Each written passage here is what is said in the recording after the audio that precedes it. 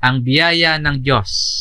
Pag-aralan po natin ito ayon sa bahagi ng sulat ni Apostol Pablo kay Tito sa chapter 2, verse 11 hanggang 14. Ang mga version ng Biblia na atin pong gagamitin sa Tagalog po ay ang Bagong ang Biblia at sa English po ay New King James Version.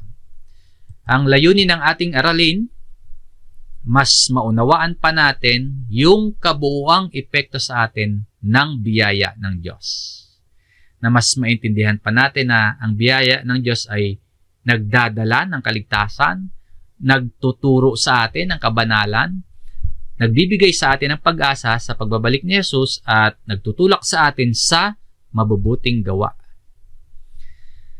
Muli po mga kapatid, ngayon at sa palagi nating pagkakatipon para mag-aral ng salita ng Diyos o ng Biblia, madalas ang paalala sa atin po ay magkaroon tayo ng personal na pagsusuri, heart check, spiritual heart check-up. Kung paano ba tayo tumutugon sa pagtawag sa atin at sa biyaya sa atin ng Diyos. Na maudyukan tayong talikuran ang masamang pamumuhay at makapamuhay tayo sa kabanalan.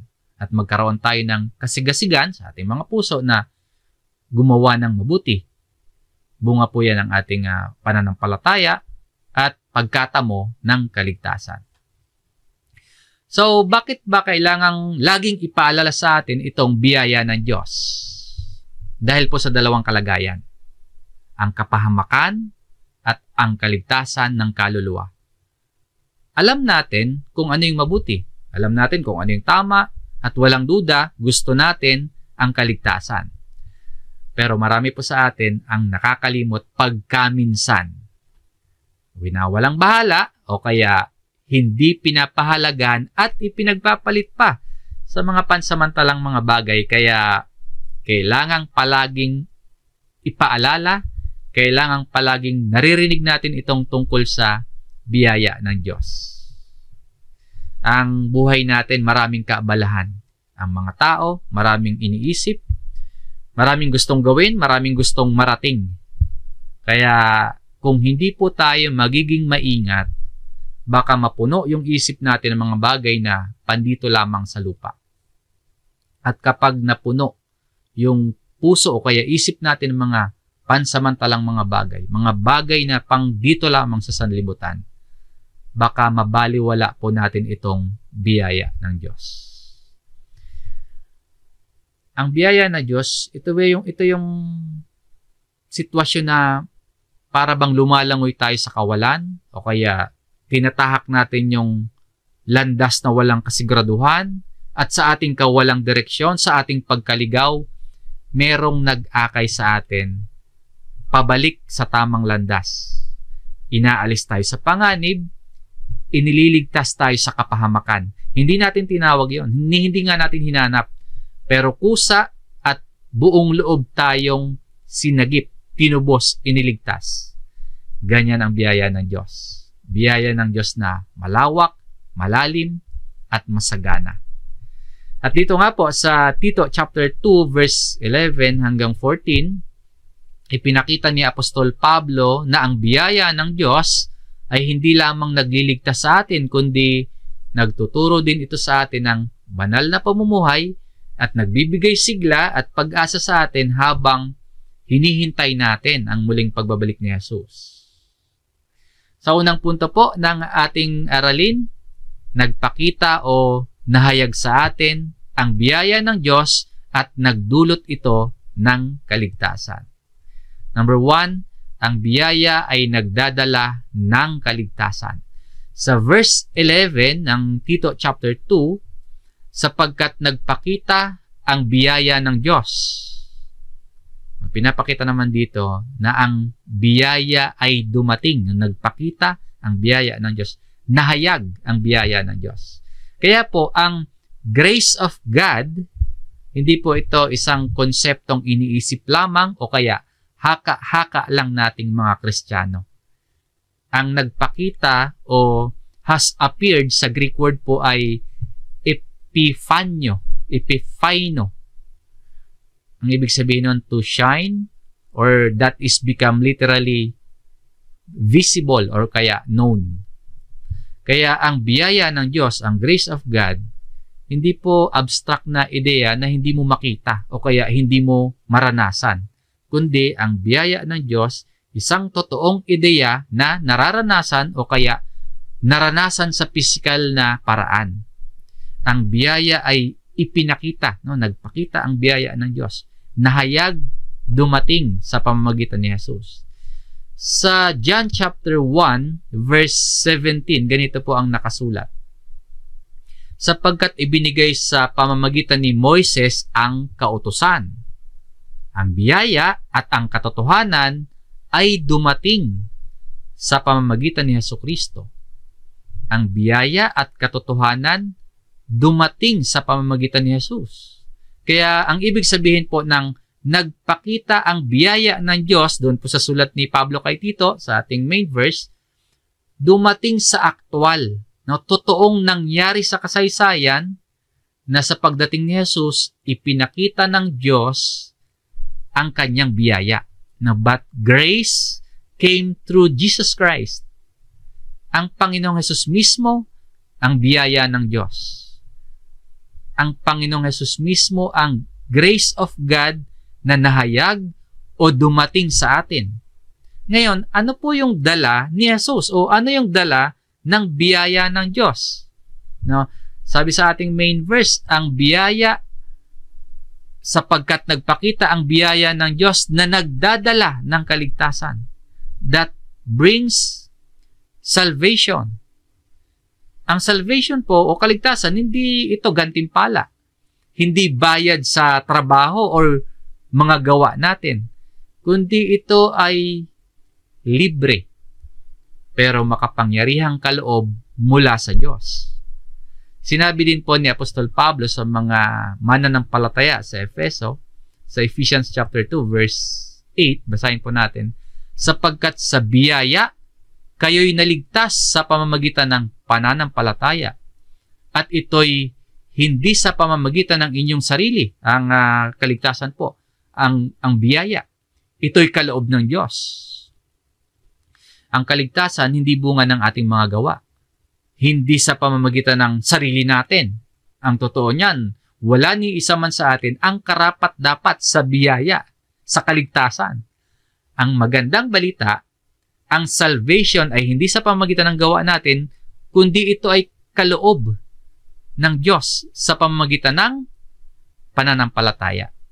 For by grace, you have been saved through faith. Ito'y kaloob ng Diyos. Sa sulat ni Pablo kay Tito, para kanino daw po? No? Kung dumating yung biyaya at ito'y kaloob ng Diyos na nagdadala ng kaligtasan, para kanino daw po? Ang biyaya ng Diyos na naghahatid ng kaligtasan. Sabi po dito, sa lahat ng tao. Ibig sabihin, ang kaligtasan ay inaalok para sa lahat. Ang saklaw ng biyaya ng Diyos, malawak, to all men. Hudyo man yan, o hintil, mayaman man o mahirap, mabuting tao o masamang tao, walang pinipili ang biyaya ng Diyos. Ipinapahayag ito para sa lahat. Hindi limitado sa iilan lang.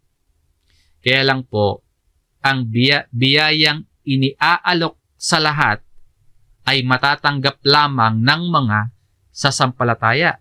Kaya nga sa binasa natin kanina sa Ephesians chapter 2 verse 8, sapagkat sa biyaya kayo'y naligtas sa pamamagitan ng pananampalataya. Meaning po, hindi automatic na ang lahat ng tao ay ligtas, kundi ang lahat ng tao ay inaanyayahan.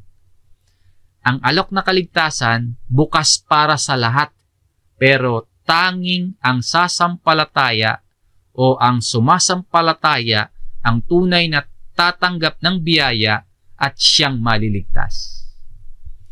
Inihayag sa buong sangkatauhan. Yun yung ibig sabihin dito, to all men. Pero ang makikinabang lamang po sa biyaya ng Diyos ay kung sino ang tutugon sa pananampalataya kay Jesus. Again, ang biyaya ay para sa lahat. Kaya tanggapin mo ito ngayon, mga kapatid. Kasi hindi lahat tumatanggap eh. Ikaw po, tayong lahat ay inaanyayahan inihahayag para sa lahat.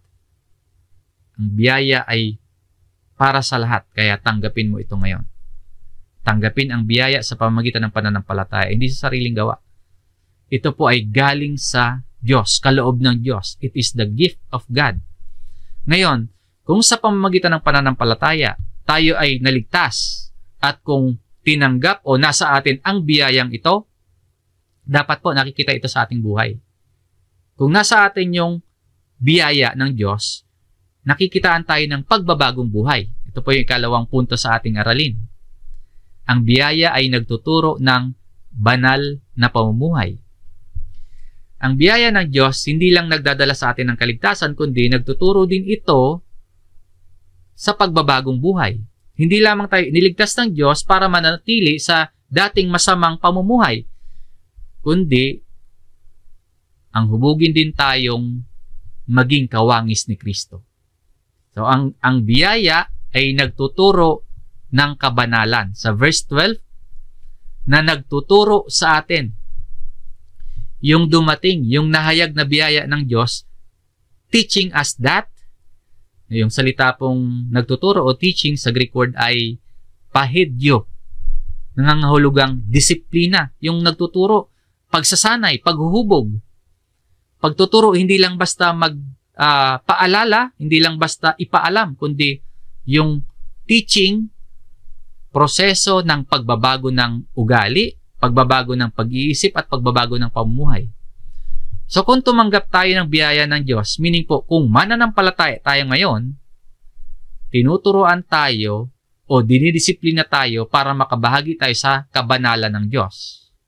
Katulad ng sinasabi sa huling bahagi ng verse 10 sa Hebreo chapter 12. Basahin po natin yung last part. Ngunit dinidisiplina niya tayo alang-alang sa ikabubuti natin upang tayo'y makabahagi sa kanyang kabanalan. Kaya ang biyaya po nagtuturo sa atin ng banal na pamumuhay. At ang pagtuturo, hindi lang yung gawin yung positibo, no? Kundi may pinapatanggihan pa o kaya may pinapatakwil. Ito yung inunang banggitin ni Pablo kung ano yung ipinapatakwil. Sabi po sa ating main verse, matapos itakwil ang kasamaan at mga makamundong pagnanasa. Itakwil o talikuran, tanggihan. Yung alin po? Una, yung kasamaan. Itakwil ang kasamaan o yung ungodliness. Yung mga lihiman yan o lantad na pagsuway sa Diyos, dapat itakwil. At yung pangalawa, itakwil din yung mga makamundong pagnanasa o worldly lust. Yung bang pagnanasa, yung desire, yung pag-ibig sa mga makamundong mga bagay tulad ng luho or kahalayan man yan, o kaya kasakiman yan, o kaya kayamanan, kasama na din yung kapangyarihan, yung karangalan, yung kasikatan na inaalok ng sanlibutan. Dapat pong itakwil. Ang isang mananampalataya, itinatakwil yung makamundong pagnanasa. Sabi nga po sa unang Juan chapter 2, yung verse 15 hanggang 16, huwag ninyong iibigin ang sanlibutan, sapagkat ang lahat ng nasa sanlibutan, hindi mula sa Ama, kundi sa sanlibutan. Yung pagtanggap natin ng biyaya, tinuturoan tayo na itakwil yung dating masamang pamumuhay o tinuturoan tayong talikuran yung mga dating maling gawa natin. At ang sabi pa, ay dapat tayong mamuhay ng may katinuan, matuwid, at banal sa kasalukuyang panahon. Kung yung mga negatibo ay dapat itakwil yung kasamaan, yung mga makamundong pagnanasa, yung positibong aspeto naman dapat na ipamuhay. Ano-ano yung positibong aspeto na dapat na nakikita sa atin? Mamuhay ng may katinuan. Disiplinado, matino. marunong magpigil sa sarili, may control sa emosyon, yan yung may katinoan. May control sa hangarin, may control sa pagnanasa. At ano pa? Matuwid o righteously. Matuwid na pakikitungo sa kapwa, pagiging marangal, mapagkakatiwalaan, pagiging makatarungan. Yun po yung righteously. At yung kasunod, banal o godly. Ito naman ang ibig sabihin ng banal, yung meron kang respeto at takot sa Diyos. Tapos, malinis yung pamumuhay at ang uri ng pamumuhay mo ay mabuti sa paningin ng Diyos. So, yung biyaya po, nagtuturo sa atin ng banal na pamumuhay at sinasabi nga po dito, sa kasalukuyang panahon o in the present age. Nagtuturo sa atin ng banal na pamumuhay sa present age. Ang biyaya po ay nagtuturo kung paano mamuhay ng may kabanalan sa pangkasalukuyan. Kung ang biyaya ay totoong tinanggap natin, kung totoong nasa atin, tinuturuan tayo nito na magkaroon ng totoong pagbabago mula sa loob natin. Kaya, kung susuriin natin yung ating mga sarili, dahil sa biyayang tinanggap natin, makikita ba natin na meron ba tayong kasalanang itinakwil? Meron ba tayong makamundong pagnanasa na itinakwil na? At may nakikita ba sa ating katinuan, matuwid, at banal na pamumuhay? Ang biyaya po ay nagtuturo na itakwil yung masama at mamuhay ng may kabanalan sa pangkasalukuyan, sa kasalukuyang panahon. Mabuhay ng banal ngayon. Yan po yung point, no? Sabi nga ni Apostol Pedro sa kanyang sulat sa unang Pedro chapter 1, maging banal naman kayo sa lahat ng paraan ng pamumuhay.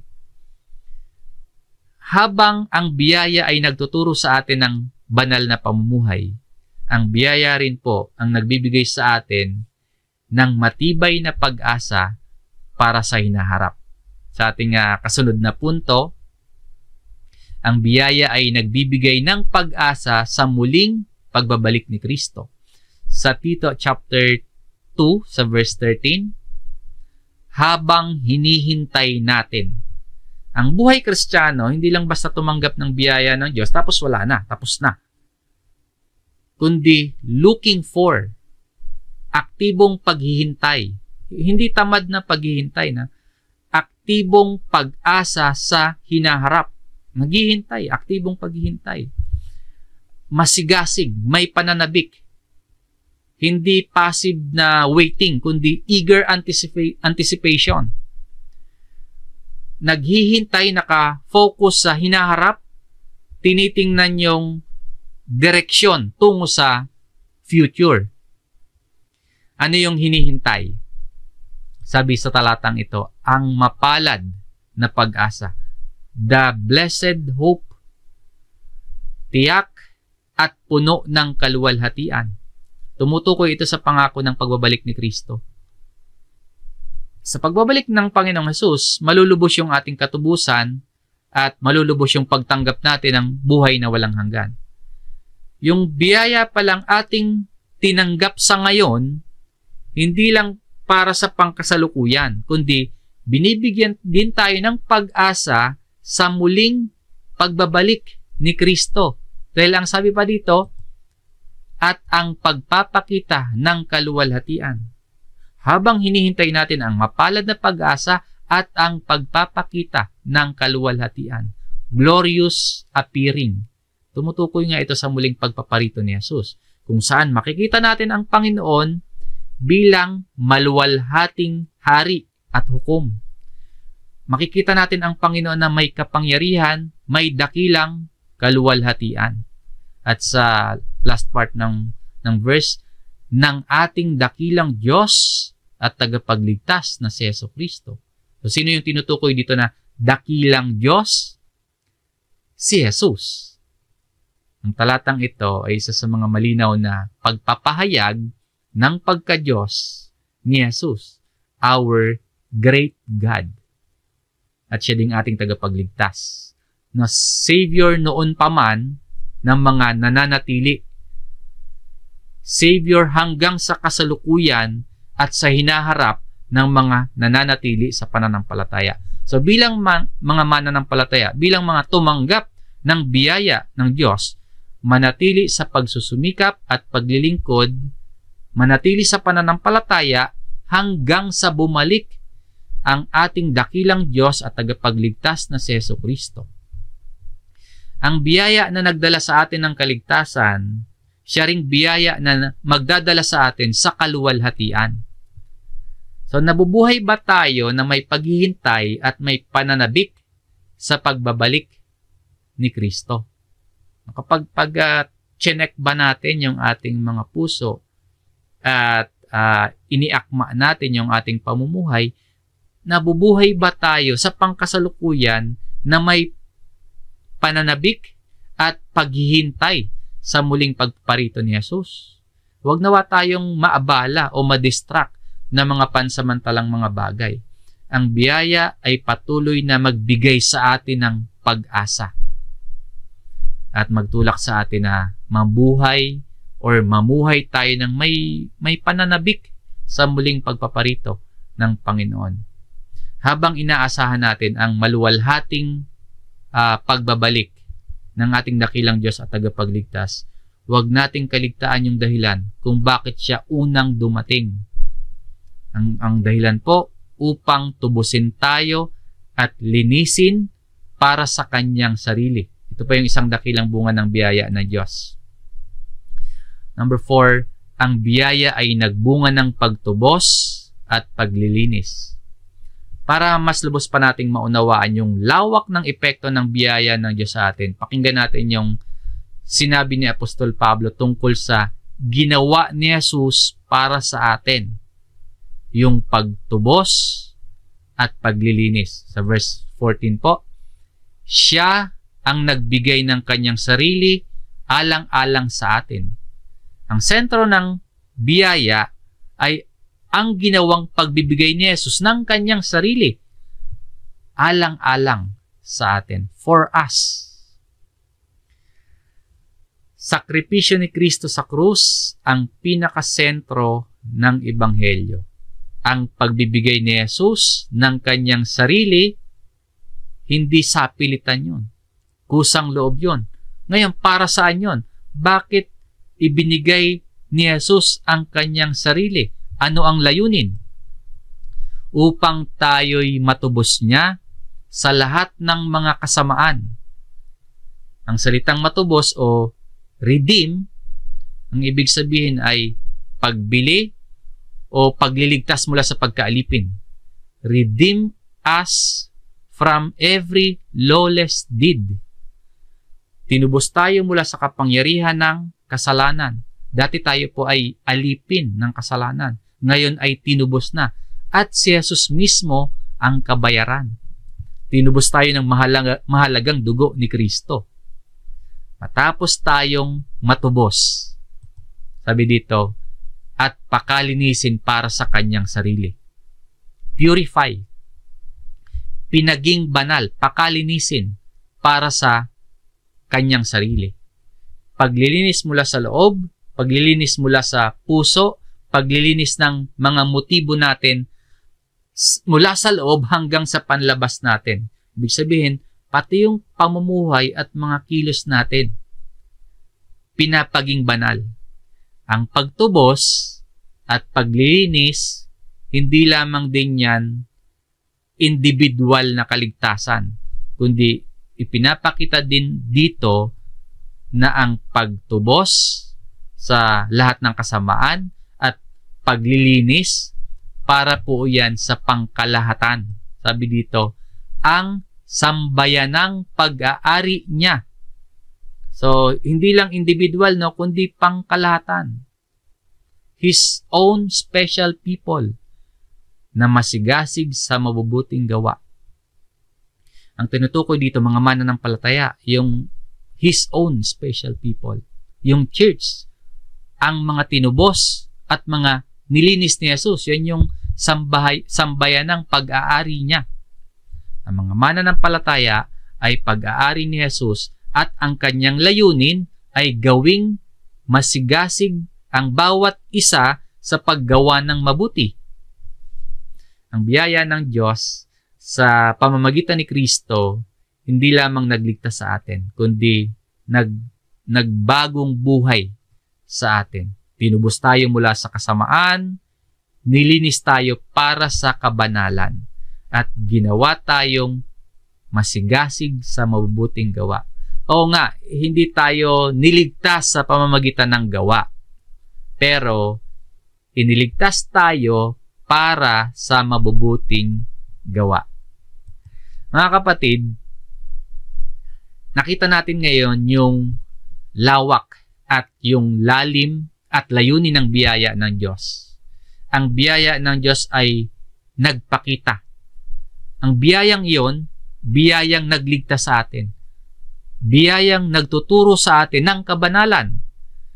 At biyayang nagbibigay ng pag-asa at pananabik sa pagbabalik ni Kristo at nagdulot ng pagtubos at paglilinis sa ating buhay. Yung biyaya po ng Diyos, totoo. Nag-aanyaya sa atin na talikuran yung kasamaan, yung mga kasamaan, at talikuran yung mga makamundong pagnanasa.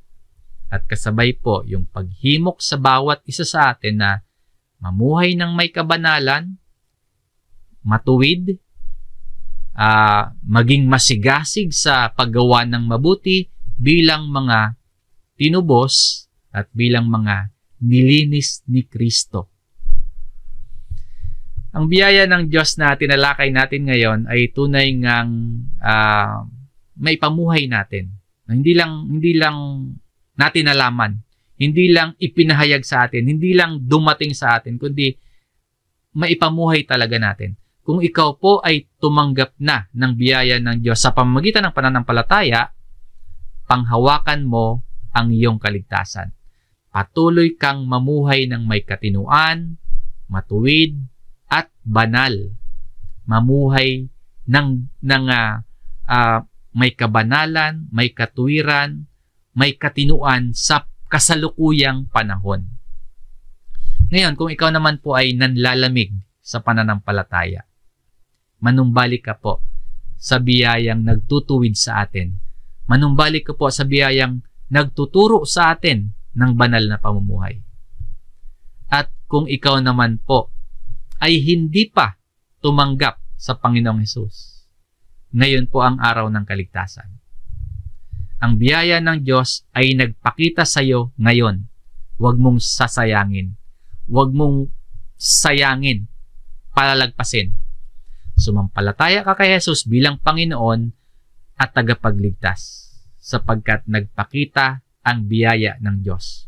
Tumugon tayo ng tama, mamuhay tayo ng tama, ang biyaya ay nagliligtas, ang biyaya ay nagtuturo ng kabanalan, ang biyaya ay nagbibigay ng pag-asa at pananabik sa pagbabalik ni Kristo.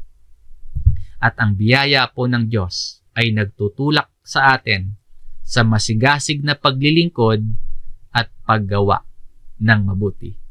Yan po ang biyaya ng Diyos.